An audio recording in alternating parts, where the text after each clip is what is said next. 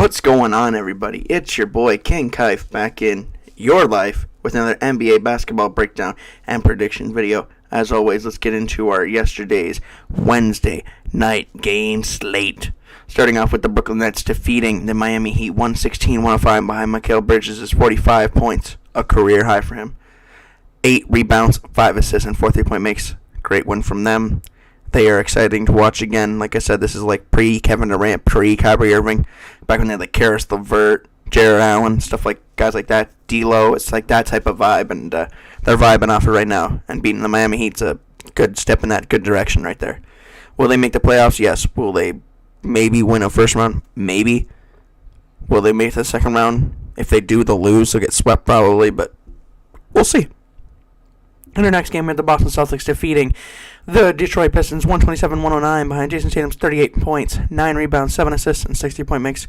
Great win from them. They head into All-Star break on the winning side of things, obviously being number 1 in the league in their conference. In our next game, we have the Charlotte Hornets defeating the San Antonio Spurs 121-10 behind LaMelo Ball's 28 points, 12 rebounds, 10 assists, and 5 3-point makes. Great win from them. He shows his talent off again to teams that might want him here in the future when his contract comes up, and he says, I'm out of Charlotte, boys. I want out. Thank you very much. And does it do anything for Charlotte? No. Does it do anything for San Antonio because they lost? No. If San Antonio won, would it do anything for them? No. If LaMelo and the Hornets lost, did it do anything to them? No. So this is just a game. In our next game, we have Nikola Jokic and the Denver Nuggets defeating the Dallas Mavericks 118-109 behind Nikola Jokic's 14 points, 13 rebounds, 10 assists, proving once again why he should be the three-time MVP. We'll see if that comes to fruition sooner rather than later. In our next game, we have Anthony Davis and the Lakers defeating the Pelicans 120-102 behind Anthony Davis' 28 points, 10 rebounds, and 5 assists. He looked happier out there with his new running mates.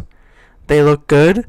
Everyone's saying Lakers in 4. I think they either get dogged on in the first round or they'll make it to the second round and get taken up out of there. But that's just me. In our next game, we have the 76ers defeating the Cavaliers 118-112 behind Joel Embiid's 29 points, 14 rebounds, and 5 assists. So he should have been an all-star starter. Do I think he should have been an all-star starter? I mean, he's the most easily replaceable guy there. No offense to everybody else. Or no offense to him, but that's just how it is. But they get a win there and then move on. In our next game, we have the Memphis Grizzlies defeating the Utah Jazz 117-111 behind Jaren Jackson Jr.'s 26 points, 9 rebounds, 5 assists. Career high for him for 5 steals. My bad. And 4 3-point makes. Great one from them. They're climbing back up the ladder. They need to be. And they did it. In our next game, we have Shai Gilgeous-Alexander and the OKC Thunder destroying the Rockets 133-96 behind SGA's 29 points and 6 assists. Great one from them. That boy showing out for Canada, showing out for the people. Good on you, SGA. You're a dog, bro.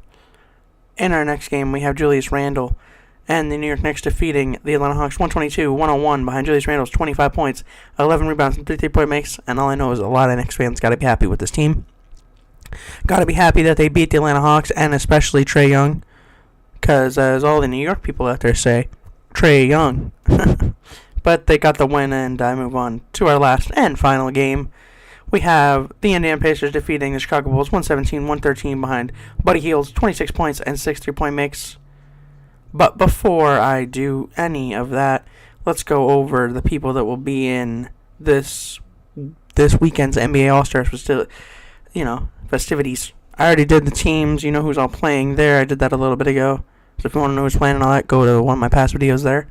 But starting off with the dunk contest, we have Trey Murphy III competing.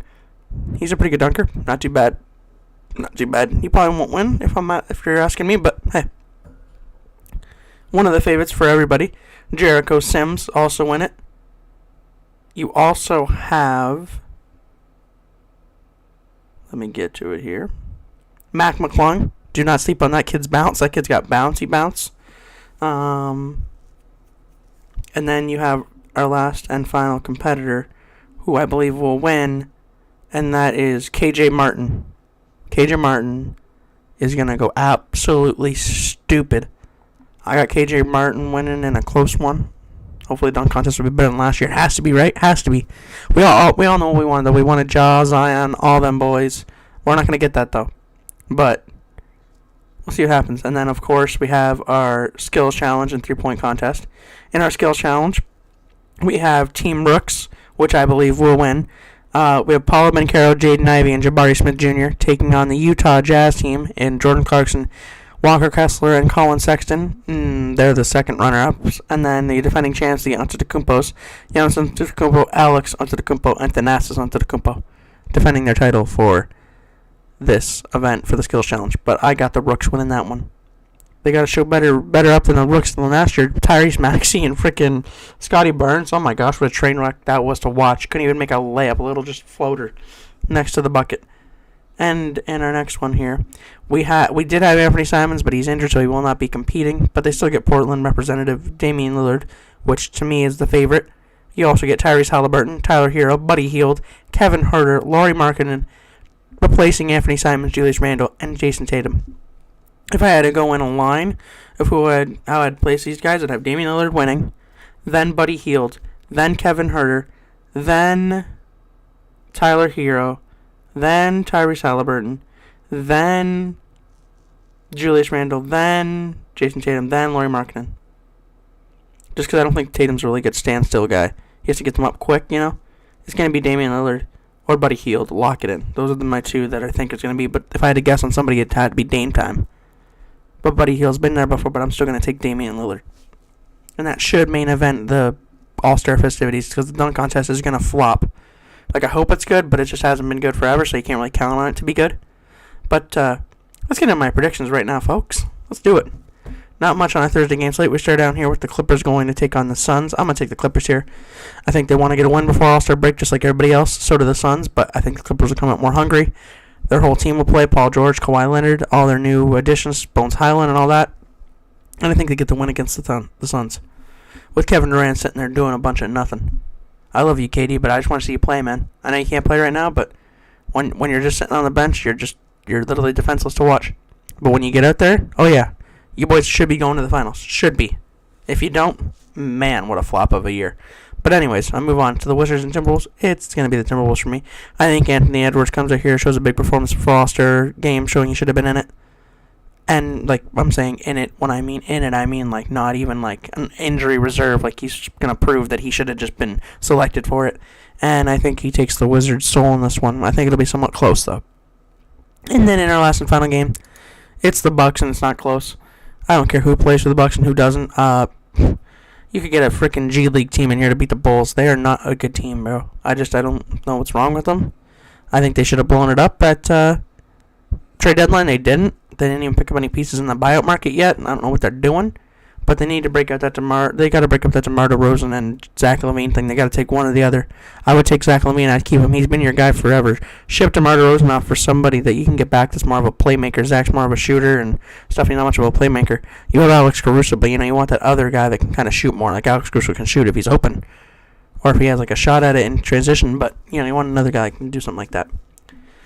But that was my quick review and basketball breakdown of the games. I told you what was going on at All-Star Weekend. I will catch you guys back here on Thursday is when the games recommence, but I'll probably catch you honestly on a Monday or Tuesday, and I'll review the All-Star game, the All-Star, everything, skills challenge, everything like that. I'll review all that, and then I will catch you guys back next Thursday after that day with all of our breakdowns as usual and our predictions for Thursday night's games. But as always, like, comment, subscribe, and it's been your boy King Kife, and I'm out.